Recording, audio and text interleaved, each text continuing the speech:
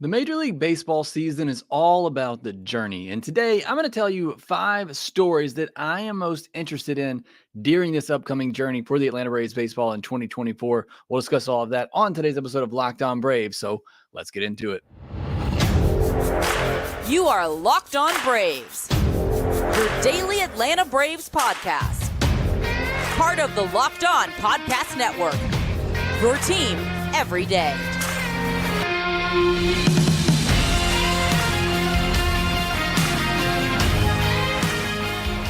Hey, and welcome back to Locked On Braves, part of Locked On Sports Atlanta, where we cover your favorite Atlanta Braves or Atlanta teams each and every day. I am your host, Jake Mastriani. You can follow me on social media at shortstopball, at LockedOn_Braves. Make sure you send in any comments, question, and feedback that you have for the podcast. If you're new and watching on YouTube, my intros are normally a lot better than this, but please go ahead and hit that subscribe button. We are approaching 10,000 subscribers on YouTube. You can help me get there by hitting the thumbs up button. For those listening on the audio version, thank you so much as well for your support here of Locked On Braves. If you would, leave me a 5-star review. And thank you for all your support for Locked On Braves. We're recording this one live on Tuesday night. We got Brian Willits, Monty 2K, Ecuadorman, DJ, Joseph Greenwell, Tina Churchwell is excited to be in here, Undead Dragon as well. And I cannot read that name, but we got somebody from Japan in here. So glad you're with me. Leland, Mike Woodrow, and others joining me. Chris Fields and OK in here as well. Thank you so much for joining me live on today's podcast, where I'm going to give you the top 5 storylines to follow during the upcoming Braves season. One of my favorite podcasts of the year. We'll get into that in a second, but before we do, this episode is brought to you by PrizePicks, the easiest and most exciting way to play daily fantasy sports. Go to prizepicks.com/LockedOnMLB and use code, all lowercase, LockedOnMLB for a first deposit match up to $100. And Richard Fowler, I see you making it live in here after a few weeks. Thanks for joining me as well. Today's podcast, it is one of my favorites of the year. If you know me and you follow on here for a while, you know I'm all about the journey.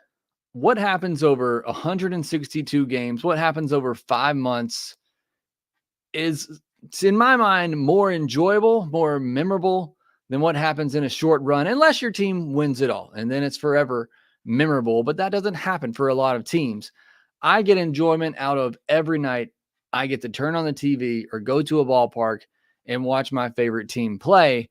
And what makes that so exciting over that journey are the different storylines that we follow and the storylines that are created during a season. And it's what makes baseball, in my mind, so special and so much more enjoyable than other sports, because it is a daily grind for 162 games. You get to follow along this team, the ups, the downs, the roster shakeups, everything, the exciting walk-offs, the blown saves, all of that happens over 162.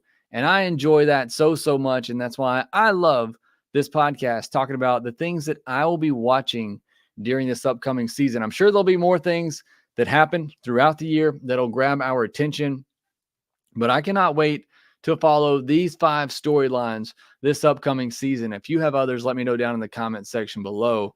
I'm going to start with my number 1 storyline, and this one should be pretty obvious to Braves fans. If it's not, hopefully I'm going to make it obvious to you.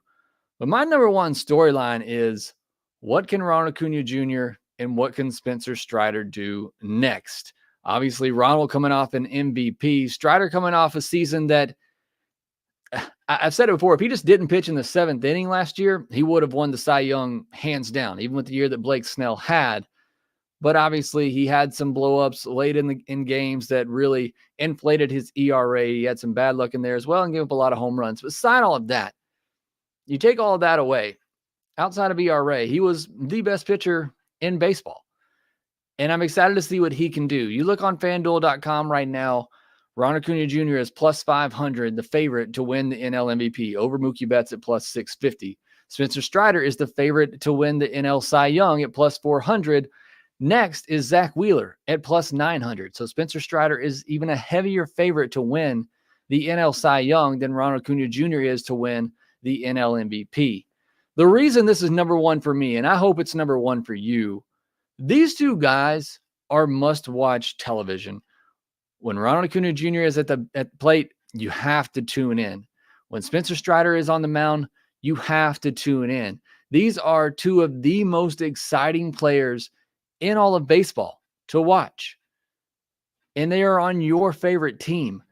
This, in my opinion, should be your number one storyline in 2024, is getting to sit down, hopefully every night for Ronald, hopefully every fifth day for Strider, and watching these two incredible talents play baseball. I want you to realize how fortunate that we are to get to cheer for a team that has a player like Acuña, who's doing things like we've never seen before, and I think has the potential to do even more. And a guy like Spencer Strider, who it feels like he is just now touching his true potential and what he could be, which is one of the better pitchers we've ever seen, in my opinion. One of the more dominant pitchers, at least. And we get to watch them for 162 games. Look, I put no limitations on Ronald Acuña Jr. I see some people talking about the knee and being worried about that. I mean, injuries are going to happen. And that's even more reason to enjoy it every time they are on the field, because you never know when an injury may strike and you might not get to see these players again or for a while, or they may not be the same. So enjoy the moment that you have with Ronald Acuña Jr., Spencer Strider, both under contract for several more years. And I think if they are able to, complete their current contracts, even if they go on to play for another team, if they just play healthy through the rest of their contracts, I think they're going to be two of the best players ever to play for this organization. So my top storyline is watching Ronald Acuña Jr., watching Spencer Strider, and seeing what they can do. Can Ronald get 50-50? I think if he wants to, he certainly can. Can Spencer Strider get to 300 strikeouts? If he can stay healthy, pitch enough games, enough innings, I think he can certainly get there. So those are, or combining those two there with Ronald and Spencer Strider, that is my top storyline for 2024. What ceiling? Is there a ceiling for Ronald Acuña Jr., for Spencer Strider? What does it look like for them if they're able to stay healthy all year long and play to the best of their abilities? And that's what I hoped for last year. I said coming into last year, just give me, please, one full season, healthy season for Ronald Acuña Jr., and I want to see what he can do. And what he did was just historic. I mean, there's no other word to describe it. It was historic. I'm asking for it again. Let me get another full healthy year of Ronald. Also, let me get a year of Spencer Strider where he has some better luck and can limit the home run ball. And I want to see what numbers he can put up. But I cannot wait to see those two play on a near daily basis for my Atlanta Braves. Number 2 on my list is, can this offense be that good again? I've used this word a lot already, but they were historically good last year. And I'm going to read the numbers to you again because it's still just astounding to go back and look at these numbers. They had 307 home runs. That was 58 more than the Dodgers, who had the second most home runs. They had 947 runs scored. That was 41 more than the Dodgers, who were second. It wasn't just a home run team. They had a 276 average. That was 13 points higher than the Rangers. A 344 on base was 4 points higher than the Dodgers. An 845 OPS was 50 points higher than the Dodgers. They had a 91 mile per hour average exit velocity. That was over a point higher than the Yankees. 11.9% barrel rate. That was 1.6 points higher than the Twins. All these teams that I'm naming, those were the teams that were in second place in these particular categories. And they had a 46% hard hit rate. That was 4.2 points higher than the next closest team in the Yankees. It was a truly, truly incredible season, an offensive season I don't know that we'll ever see again. Look, you got to expect some regression for guys like Olsen, guys like Ozuna, maybe even Ozzie. They all had career high in home runs last year. But you still have other guys in Michael Harris who I think can do even more. Austin Riley had a great year last year. I think he can do even more. I'm big on Sean Murphy, and I think he's going to have a huge year. Can this offense be even just nearly as good as they were last year? Now, looking on the pessimistic side, I think you have to expect probably some more injury on the offensive side of things. Olsen, Acuña, Ozuna, Riley, and Albies all played at least 148 games last year. Michael Harris and Arcia played 138 and 139 respectively. 8 of their 9 regulars played at least 138 games last year. They are unlikely to be that fortunate in the lineup in terms of health on back-to-back years. Hope that's not the case, but odds are certainly not in their favor. Granted, those injuries were made up for on the starting rotation side of things, but you got to figure they're not going to be that fortunate again on the health side in the position player aspect. But even if they don't, I still think this is going to be one of the best offenses in baseball, and I cannot wait to watch them smash baseballs all summer long. So those are my top 2 storylines: watching Spencer Strider, watching Ronald Acuña Jr., seeing what they can accomplish, and then this offense, once again, can they be even close to as good as they were last year? Those are the 2 things that I am most excited to watch and follow this season. But I got 3 more coming for you, including Jarred Kelenic, Chris Sale, and some young starters as well. We'll talk about those storylines here next. March Madness is here, and you can get in on the action at PrizePicks. PrizePicks has women's college basketball over-unders right now, more or less with their PrizePicks that you can get in on at the moment. PrizePicks offers injury insurance as well. So if you have a player who leaves the game in the first half, doesn't return in the second half, that player projection won't count against the rest of your entry, and it stays alive. PrizePicks offers weekly promotions that can lead to big payouts, and PrizePicks is super simple to play. I can make picks and submit my entry in less than 60 seconds. It is that easy. And if you're crazy like me and you're going to record this and go to bed so that you can wake up early to watch the series in Korea, they got lines on that too. You can look at Ohtani and Freddie Freeman total bases and pick more or less. They got pitcher strikeouts, first inning runs, hits allowed, and much, much more over on PrizePicks. And it really is just that simple. You pick 2 to 6 players or groups of players and decide if you think more or less on certain stat points like hits, home runs, strikeouts, and so much more. Download the app today. Use code LOCKEDONMLB, all lowercase, for a first deposit match up to $100. Again, download the app and use code LOCKEDONMLB for a first deposit match up to $100. Pick more, pick less. It's that easy at PrizePicks. As you know, Locked On has launched the first ever national sports 24/7 streaming channel, Locked On Sports Today. Baseball fans, mark your calendars for March 20th at 7 p.m. Eastern for the best MLB season preview coming exclusively to Locked On Sports Today. On March 20th at 7 p.m. Eastern, be the first to get local insight from the MLB local experts of the Locked On Podcast Network. Find it on March 20th at 7 p.m. Eastern on the Locked On Sports Today 24/7 streaming channel on YouTube or the free Amazon Fire TV channels app.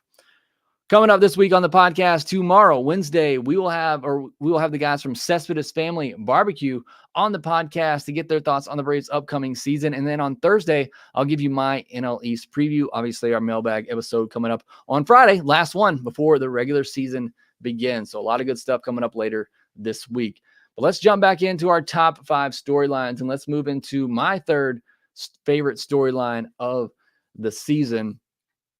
And this may be the most important storyline to watch for future seasons, for the upcoming seasons. And that is, does another starter step up in the rotation? Whether that be an AJ Smith-Shawver or a Hurston Waldrop, or maybe it's an Ian Anderson, a Huascar Ynoa, maybe Dylan Dodd bounces back this year. Maybe Darius Vines sticks in there. Maybe Spencer Schwellenbach proves that he's ready by the end of the year. You maybe could put Bryce Elder on this list, who might need to find himself again and earn a spot in the rotation once again, as he's obviously out of it at the moment. But as you look beyond 2024, the Braves are possibly losing Max Fried and Charlie Morton. They need a couple of internal options to prove themselves in 2024. A side storyline to this is that Fried's last year in Atlanta. I've thought for a while that it is. But mostly my focus is going to be on which young starter can take hold in the rotation to give you confidence next year. You know, going into 2025, you have hopefully Strider and a healthy Chris Sale. Hopefully they're both healthy. Does AJ Smith-Shawver figure it out in the rotation this year, and you go into next season feeling good about him as your number 2 or 3 starter? Does Hurston Waldrop get a chance this year and earn a spot in the rotation long-term? And he can be that second or third guy in there with Sale and Strider.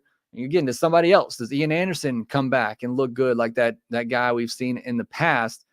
Whoever it may be, I think one of the more important storylines to watch in 2024, but particularly to watch it for future seasons, is what happens in this rotation. What does this rotation look like at the end of the year going into 2025? Because you're going to have some big losses in this rotation. And we've yet to see the Braves go out in free agency and sign a big starting pitcher to, several years. The rumors of them going after Aaron Nola. Who knows if they would have gone after Zach Wheeler? I tend to think they probably would have. I don't think they're going to go after Corbin Burns, but we've yet to see the Braves do that. And if that's going to be the case, they really need, and they're obviously not going to sign, if they're not going to sign Max Fried, you have to have at least 2 internal options step up this season and prove that they can be reliable options in the rotation going forward. So again, it's not so much for 2024, but I'll be paying attention more for 2025 and beyond, which starting pitchers, hopefully plural, step up in the rotation this year and prove that they can be trustworthy long-term behind Strider and behind Chris Sale for at least 2025. So that's certainly a storyline that I'm watching. I just mentioned Chris Sale. That is my 4th storyline, and that is, can Chris Sale stay healthy? I'm not nearly as concerned about the ability of Chris Sale. Again, you look at the metrics last year when he pitched, and he was still really, really good. High whip rates on that slider. You've seen him in spring training. He's looked good. I don't have a worry about the ability of Chris Sale to be a good pitcher. The only worry for me is, can he stay healthy? And that's something, obviously, a lot of Braves fans, front office is going to keep an eye on this year. How do the Braves manage him? Do they just let him ride every 5th day for 30, 32 starts? Do they look for opportunities to skip him throughout the year or give him an extra day of rest? Do they try to keep him healthy and fresh for the postseason, which I think is the best scenario that you could have? But he's a competitor. He wants to pitch. I'm sure if it was up to him and he's healthy all year long, he's going to want to take the ball every 5th day. But the Braves got Chris Sale to be that guy in the postseason, to be that other veteran, reliable veteran come postseason time. Sure, you want to see him do well over the postseason and help them, or over the regular season and help them get to the postseason. But in my mind, you go out and get Chris Sale because you feel like you need that other bullet in the postseason. The Braves have gone in the last 2 postseasons down a couple of pitchers, and it hurt them, especially 2 years ago and a little bit this past year in Game 3, having to go with Bryce Elder, who was struggling down the stretch, and not a veteran in Charlie Morton. Now you have a little bit more insurance in Chris Sale, but what does it look like for the Braves to get him there? Again, do they skip him every now and then? Do they have an innings cap in mind for Chris Sale this year? And can he stay healthy? That, I think, is one of the most important storylines for the Braves' success in 2024, is the health of Chris Sale and having him fresh and ready for the end of the season, and how the Braves manage that to get him there. And then my final storyline that I'm excited to watch for this upcoming season, and I'm kind of combining 2 here as well. What's the plan in left field and what's the plan in shortstop long-term? And I think the Braves are fine with Orlando Arcia at shortstop, being that solidly average to maybe slightly above average player, slightly above average defensively, slightly below average offensively. I think the Braves are fine with that. And I don't think there is a rush to make a change there.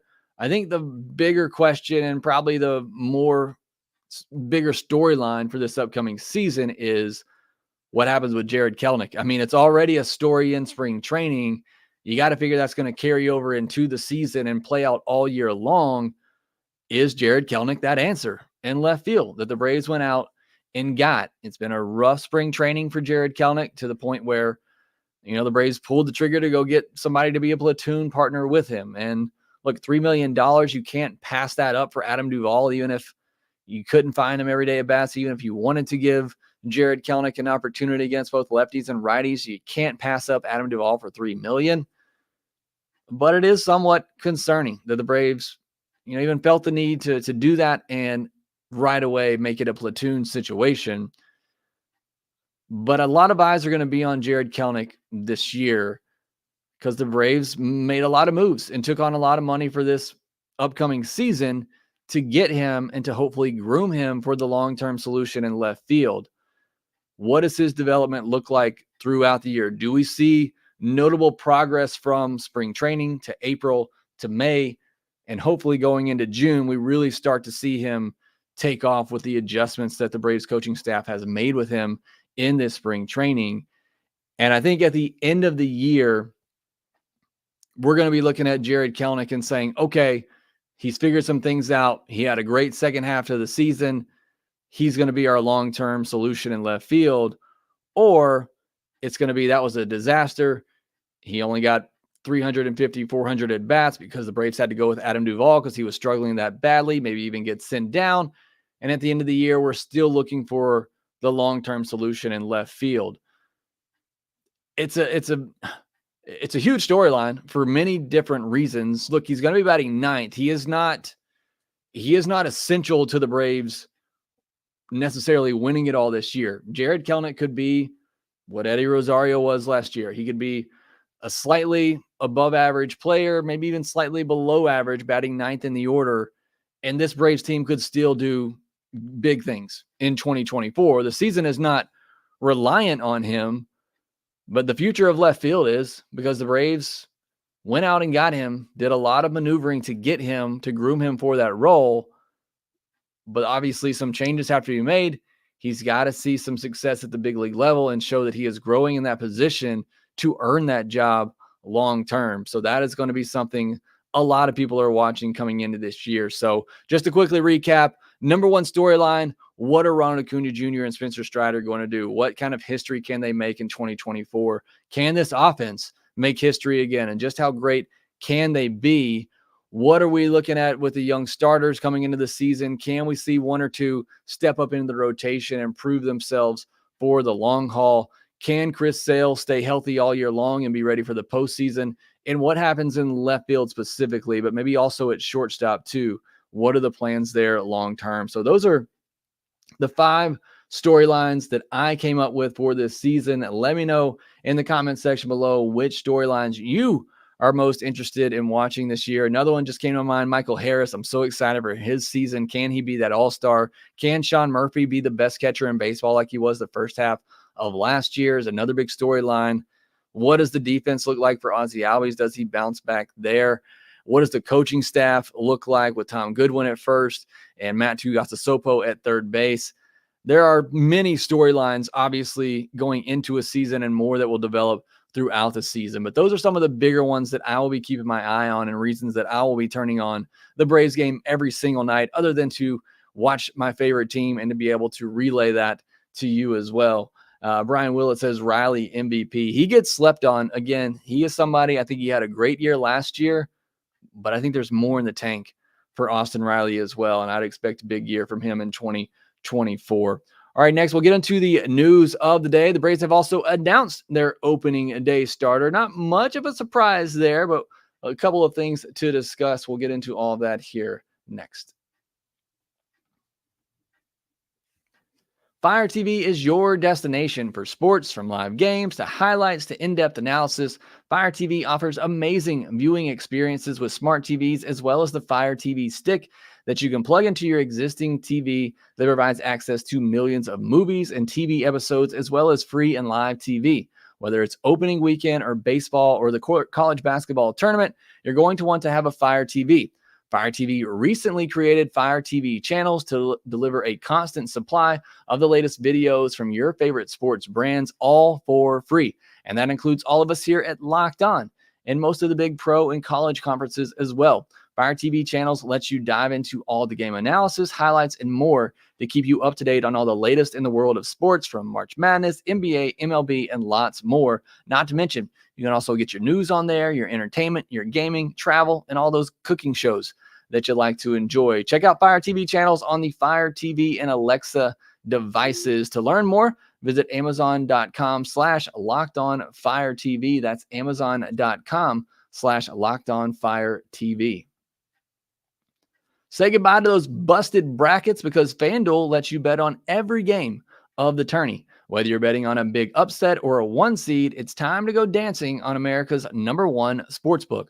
Right now, new customers get $200 in bonus bets if your first $5 bet wins. That's $200 to use on point spreads, money lines. You can even pick who's going to win it all. And right now, if you look at FanDuel.com/lockedon, UConn is the favorite to win it all at FanDuel. My Auburn Tigers right there as well in the mix after winning the SEC tournament championship. Just got to mention that one more time. You can even bet on the winner of each region. It gets down that detailed. But if you're like me and you're ready for baseball season, they got your futures bets ready for that as well. On the baseball side of things, one thing I like to go look at is the team specific specials. I've talked about Spencer Strider and Ronald Acuña Jr. on this podcast already and how excited I am to watch them. They have a line out there you can bet on whether or not Strider's going to get 250 plus regular season strikeouts and Acuña 50 plus regular season stolen bases, which if both of them are healthy, that seems like a pretty safe bet there. But visit FanDuel.com/lockedon to see all of those lines, whether you're into March Madness or getting ready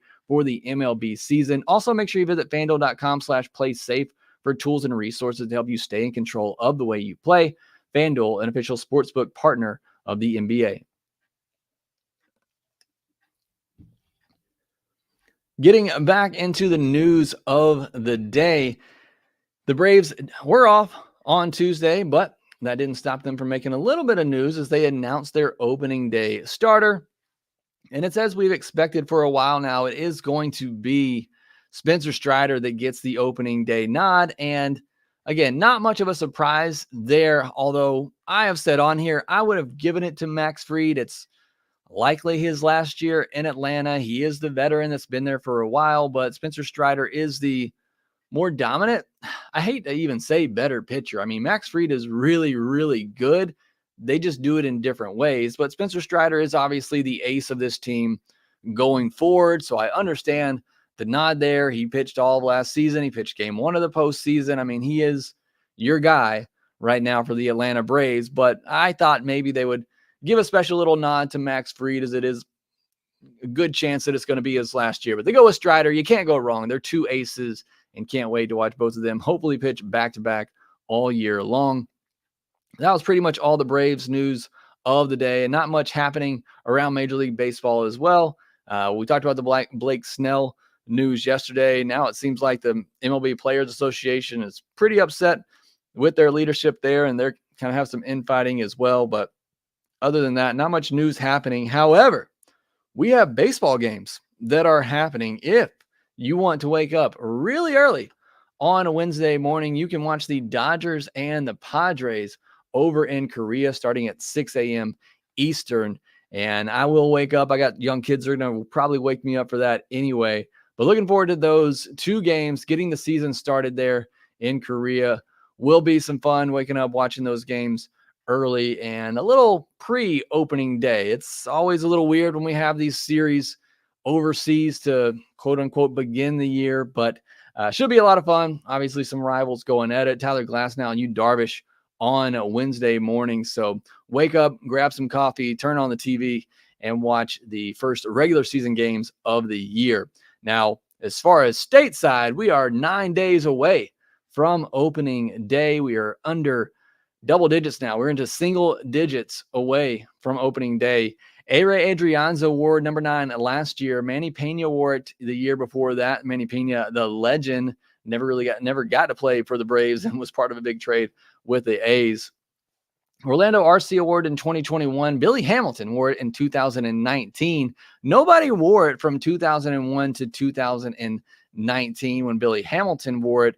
I think that's because Terry Pendleton probably wore that number as a coach. I could not verify that, but Terry Pendleton wore number 9 from 1991 to 1994 with the Braves, and then later became a coach of the Braves. So I'm thinking maybe he wore that number as a coach, and that's why nobody else did. Marquise Grissom also wore number 9 from 1995 to 1996. Joe Adcock, part of the 1957 team in Milwaukee, wore it from 1953 to 1962. So single digits away from opening day. I cannot wait to get things started. Jeffrey Humphrey says, I love Strider starting the first game of the season. Why wouldn't you? I mean, he is one of the most, it's my top storyline is to watch Spencer Strider. So I want to watch him as much as possible. Chris Hester says Acuña's knee may keep him from stealing as much during the first half. Maybe, if you've seen him already since he's come back, he doesn't seem to be slowed down at all by it. He himself has said it's nothing. I don't think it's going to slow him down at all unless the Braves come out and tell him to take it down a beat. But I think he'll be just fine.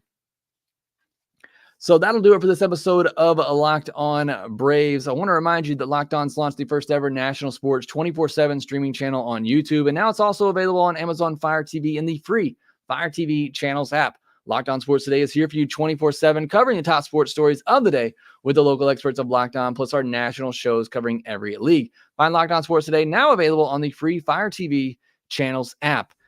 Mentioned tomorrow, we're going to have the guys from Cespedes Family Barbecue on the podcast, Jake Mintz and Jordan Schusterman as well. So make sure you listen to that. Good conversation there. On Thursday, I'll give you my NL East preview, and on Friday, we'll have our mailbag episode. Make sure you follow us on social media at ShortstopBall, at LockedOn_Braves. Make sure that you subscribe to us on YouTube. If you're new, help us get to 10K. We're almost there, a little over a week to go before opening day. We'll see if we can get there. Got a long way yet to go, but you can hit the thumbs up button so other people see this video and hopefully subscribe. Also on the audio version, make sure that you rate, review, and subscribe to the Locked On Braves podcast wherever you get your podcast, and we will talk to you next time.